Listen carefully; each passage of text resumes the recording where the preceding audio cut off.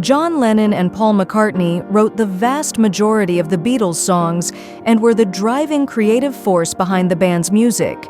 In the early days, they wrote in tandem, often at Paul's childhood home on Forthlin Road in Allerton, but in the later days, they tended to write independently before presenting songs to each other for final touches. About their writing partnership, Wilfred Mellors wrote in 1972, "Opposite poles generate electricity. Between John and Paul, the sparks flew. John's fiery iconoclasm was tempered by Paul's lyrical grace, while Paul's wide-eyed charm was toughened by John's resilience."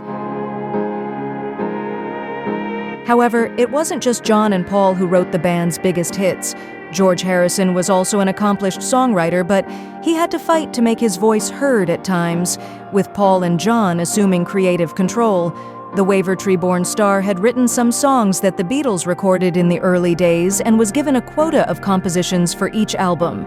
He grew frustrated with the supporting role he had to play on Sgt. Pepper's Lonely Hearts Club Band and The White Album in 1967 and 1968. Having contributed a number of tracks to The White Album, including While My Guitar Gently Weeps, George wrote Something and Here Comes the Sun on Abbey Road, which was the final album the Beatles recorded, but was released before their last album, Let It Be. The Echo recently looked at the writing and recording process of Something, which Frank Sinatra said was one of the greatest love songs ever written. Here Comes the Sun is similarly well regarded and has become the Beatles' most streamed song on Spotify, with more than 1 billion plays. The song was written at a time of difficult relations between the band and added stresses relating to their company Apple.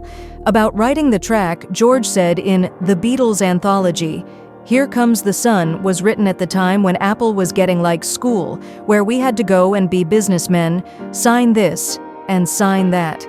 Anyway, it seems as if winter in England goes on forever. By the time spring comes, you really deserve it.